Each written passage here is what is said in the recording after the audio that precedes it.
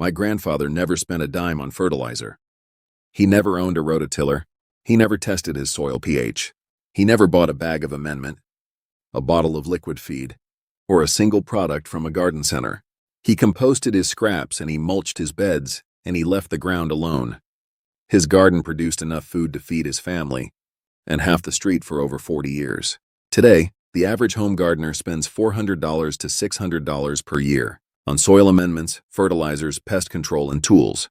They till every spring. They fertilize every month. They weed every week. They water every day.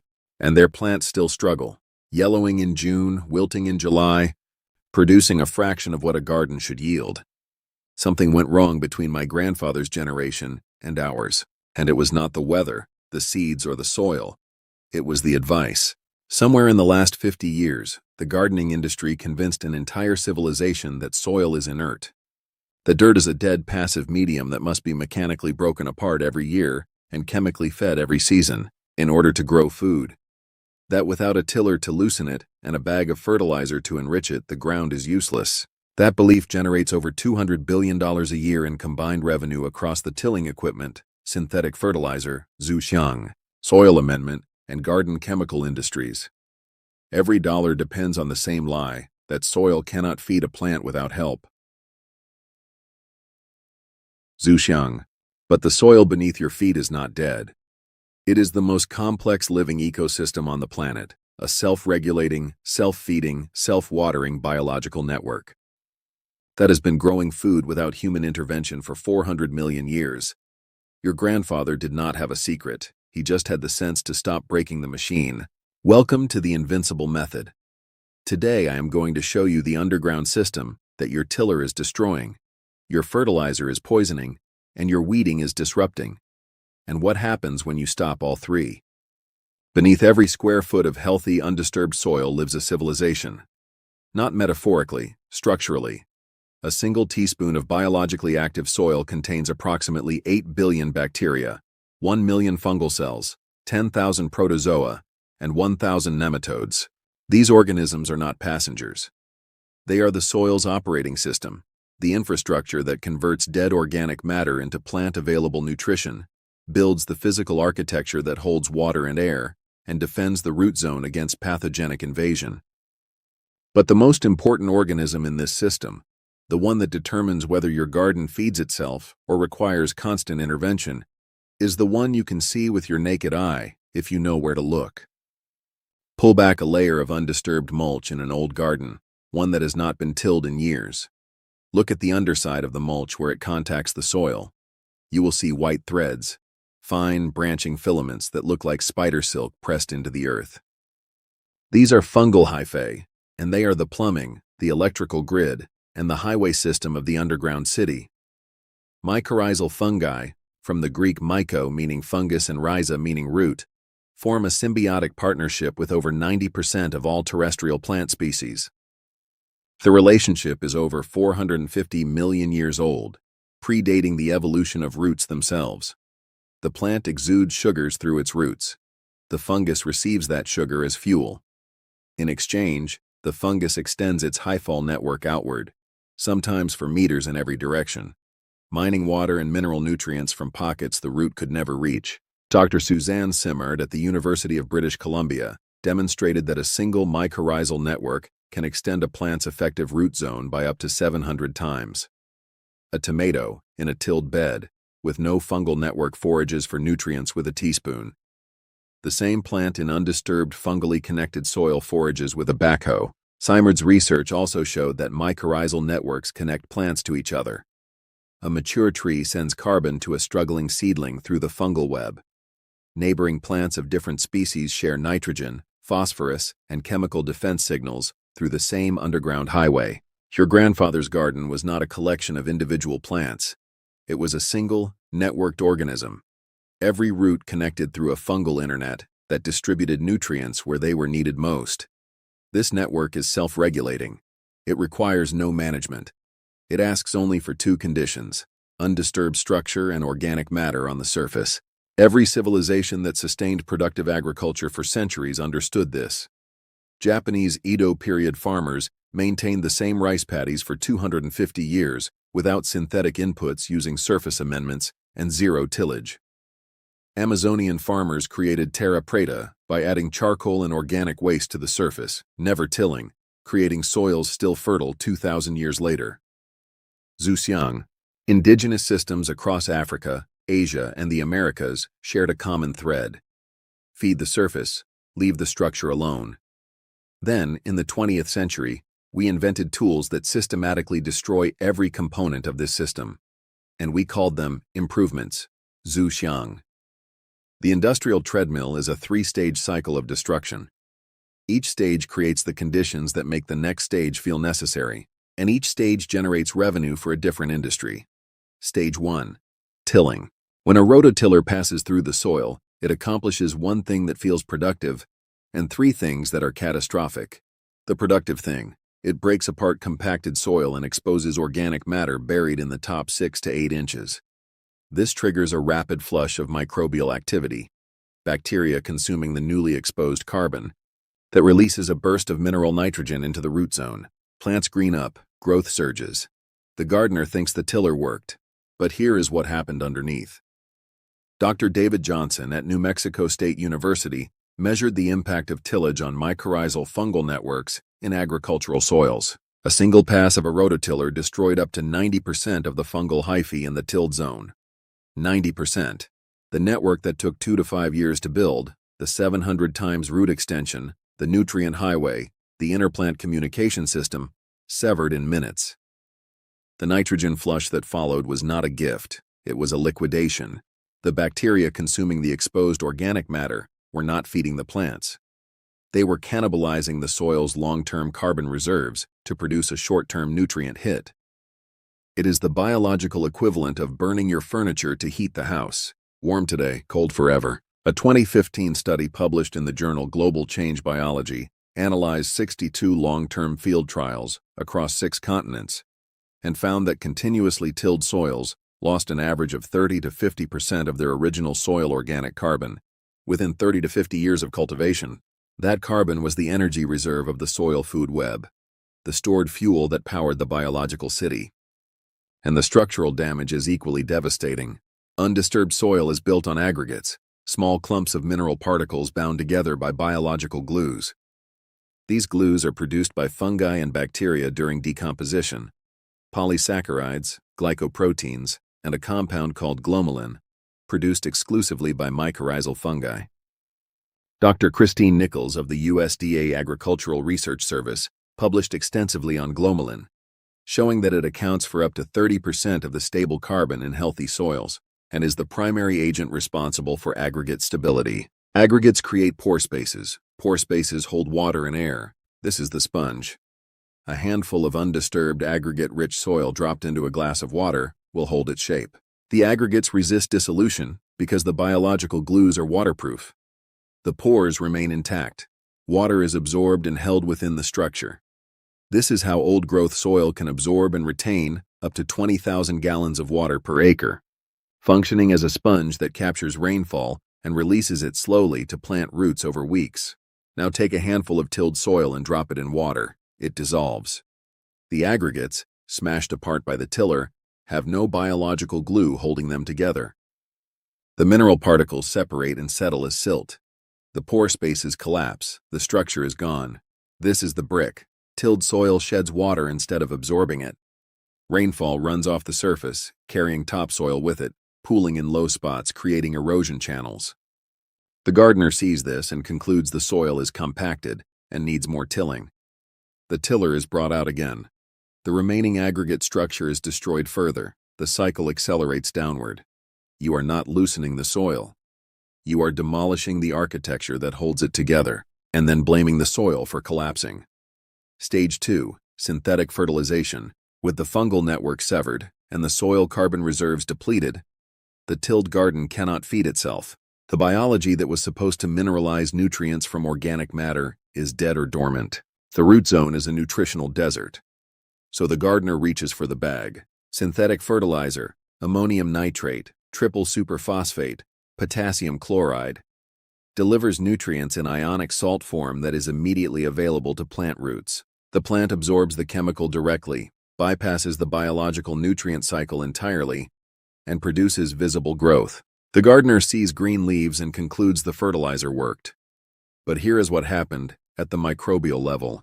Under normal conditions, plants feed soil microbes by exuding sugars through their roots, a process called rhizodeposition. These sugars are the paycheck that keeps the bacterial and fungal workforce employed. In return, the microbes mineralize nutrients from organic matter and deliver them to the root. When synthetic nitrogen floods the root zone, the plant stops paying. Free nutrients are already dissolved in the soil water. Why manufacture sugar to attract microbial partners? Root exudation drops by 30 to 50%, as documented in a 2017 study published in New Phytologist by researchers at the University of Manchester. The microbial community loses its primary food source. Populations crash. The fungal network, already severed by tilling, now starves. Dr. Noah Fearer's team at the University of Colorado Boulder analyzed 82 long-term agricultural trials and found a 40 to 60% decline in mycorrhizal colonization in continuously fertilized soils. The very organisms that were feeding the plant for free are killed by the product that replaced them. And the salt itself is corrosive to soil structure. Sodium and chloride ions, components of many synthetic fertilizers, disperse clay particles, collapsing the aggregate structure that biological glues built. The soil compacts further, water infiltration drops further, the brick gets harder. The plant now depends entirely on the bag. The soil cannot feed it, the fungi are dead, the aggregates are collapsed, the carbon reserves are spent. The gardener must fertilize every season. Not because the soil was always this way, but because two tools made it this way. Stage 3. Weeding. In an undisturbed, mulched garden, weeds are suppressed naturally. Mulch blocks light from reaching weed seeds. The mycorrhizal network gives your plants a competitive nutrient advantage. Dense, aggregate-rich soil does not create the bare, disturbed patches where weeds thrive. Tilling reverses all of this. Every pass brings buried weed seeds to the surface and gives them bare soil, light, and a nitrogen flush. A 1997 study in the journal Weed Science estimated that average agricultural soil contains 20,000 to 80,000 viable weed seeds per square meter in the top 6 inches. Tilling rotates these to the germination zone and triggers a weed explosion the gardener must then suppress by hand or with herbicides. Every weed you are pulling was planted by the tiller. This is the treadmill. Till, which destroys the biology. Fertilize, which kills what survived. Weed, which addresses the problem tilling created. Repeat every season. Spend more money, do more labor, get worse results, and never understand why. Because every gardening guide on the shelf presents this cycle as normal, it is not normal. It is the most expensive and labor-intensive method of growing food ever invented. And every step of it generates revenue for an industry that has no incentive to teach you the alternative. My grandfather's method, compost on the surface, mulch on top, no tilling, no synthetic inputs, generates $0 for the garden equipment industry, 0 for the fertilizer industry, 0 for the herbicide industry, 0 for the soil amendment industry, and 0 for the retail garden center. It requires no annual purchase, no seasonal service, no replacement part, no consumable product. It produces its own fertility from waste. It manages its own water through sponge-like aggregate structure. It suppresses its own weeds through mulch and competitive biology. It is, in economic terms, a permanently closed system that never re-enters the consumer market. That is commercially catastrophic. The U.S. lawn and garden market generates over $47 billion annually. The global fertilizer market adds $193 billion. The global agricultural equipment market, which includes consumer-grade tillers, cultivators, and related tools, exceeds $160 billion. These numbers depend on one assumption, that the gardener will return to the store. A gardener who stops tilling does not buy tillers, tiller fuel, tiller maintenance, or replacement tines. A gardener who stops fertilizing does not buy fertilizer, pH adjusters, or nutrient testing kits. A gardener who stops weeding, because the mulch does it, does not buy herbicides, hose, or weed barrier fabric. The forever garden is an exit from the entire retail gardening economy. And the economy noticed. The advice infrastructure, garden center staff, extension bulletins, magazine editors, content creators funded by product affiliates, overwhelmingly teaches the treadmill cycle. Not because they are dishonest, because the cycle is what they were taught, and it is the cycle that aligns with the products they sell, the ads they run, and the economy they operate within. Search how to start a garden on any major platform. The top results will tell you to till, amend, fertilize, and plant. They will not tell you to mulch 6 inches deep, stop digging, and wait for the fungi. Because mulch and patience do not generate clicks, affiliate commissions, or shopping cart additions. The framing is the suppression. Gardening is presented as a labor-intensive, product-dependent discipline because the industries surrounding it can only profit from labor and products. A biological system that self-regulates, that does the tilling, feeding, watering, and weeding for you, is the enemy of every company in the supply chain. What does not generate recurring revenue is not taught. The few voices who do teach it, figures like Charles Dowding in the UK, Ruth Stout in the mid-20th century United States, Masanobu Fukuoka in Japan, are positioned as eccentrics. Dowding's no-dig method has been validated by 40 years of side-by-side trials on his own farm. His no-dig beds consistently out-yield his conventionally dug beds while requiring a fraction of the labor and zero synthetic inputs. Yet his method occupies a tiny niche compared to the tilling orthodoxy. Ruth Stout published Gardening Without Work in 1961, documenting her method of permanent deep mulch that eliminated tilling, weeding, fertilizing, and most watering. The book was dismissed as quaint. 60 years later, the science has validated every claim she made. Fukuoka's One-Straw Revolution, published in 1975, described a no-till, no-fertilizer rice farming system in Japan that matched or exceeded conventional yields. His fields proved otherwise for 30 years. The method works. It has always worked. It was not lost. It was made inconvenient. Fukuoka's One-Straw Revolution, published in 1975, described a no-till, no-fertilizer rice farming system in Japan that matched or exceeded conventional yields. His fields proved otherwise for 30 years. The method works. It has always worked. It was not lost. It was made inconvenient. Here is how you stop the treadmill and start the biology. The protocol has 4 steps. None of them require a purchase. Step 1. Stop tilling permanently.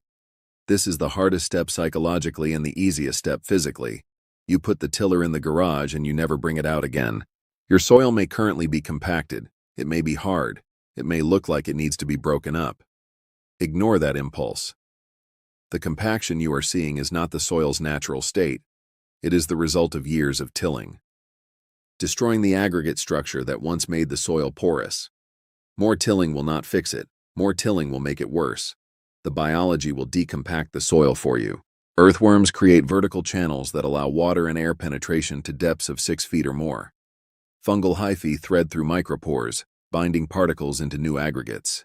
Root tips push through compacted layers, creating fracture points that expand as the root grows.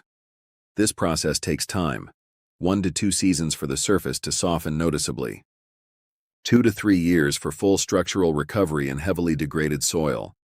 You are not waiting for the soil to heal. You are getting out of the way so it can. Step 2. Cover every inch of bare soil with organic mulch. This is the armor, the permanent protective layer that does 4 things simultaneously. It blocks light to the soil surface, suppressing weed germination by denying weed seeds the light they need to activate. A 4 to 6 inch mulch layer eliminates 80 to 90% of annual weed growth, as documented in a 2003 study published in Hort Technology by researchers at Cornell University. It retains soil moisture by reducing evaporation. Mulched beds lose 25 to 50% less water than bare soil, reducing or eliminating the need for irrigation in all but the driest climates. It feeds the soil biology from the surface down. The same decomposition cycle covered in the biological reactivation episode.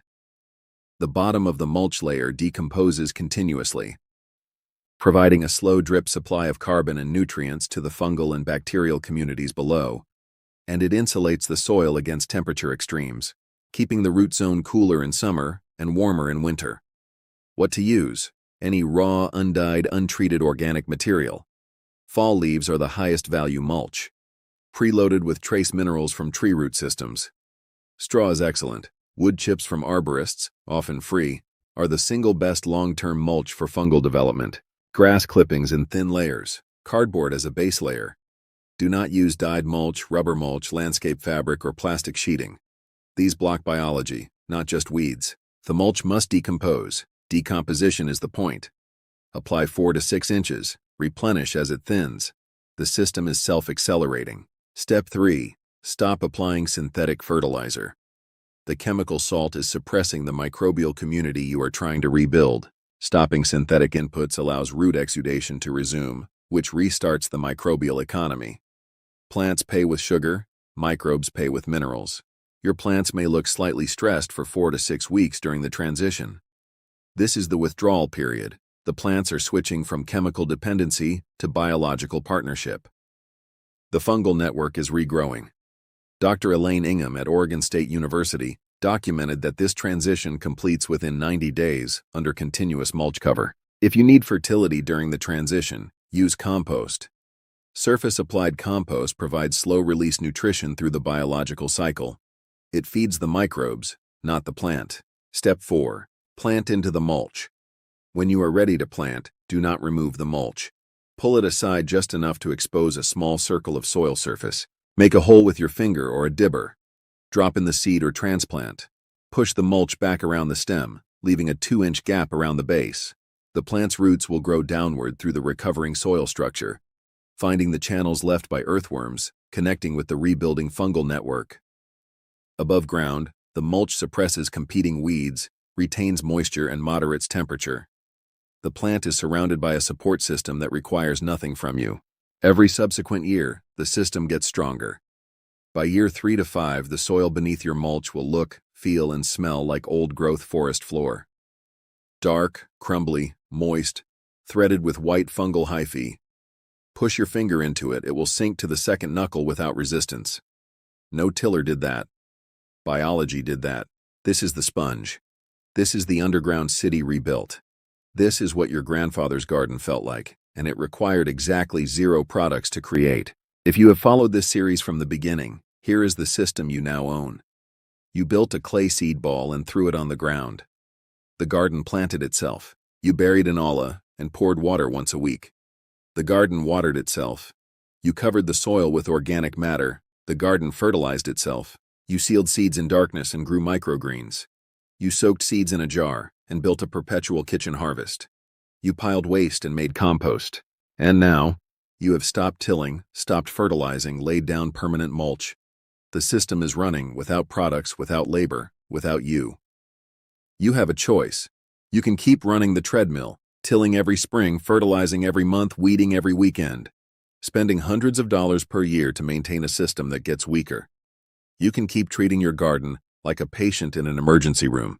Or you can do what my grandfather did. Compost the scraps, mulch the beds, leave the ground alone, and let 400 million years of biology do what it was designed to do. Grow food, build soil, hold water, suppress weeds, and cycle nutrients. The forever garden is not a fantasy. It is what every garden was before we were taught to break it. And rebuilding it costs exactly what my grandfather spent. Nothing. The knowledge survives. What you do with it is yours. If this series has changed how you think about food, soil, and independence, subscribe to the Invincible Method and hit the bell.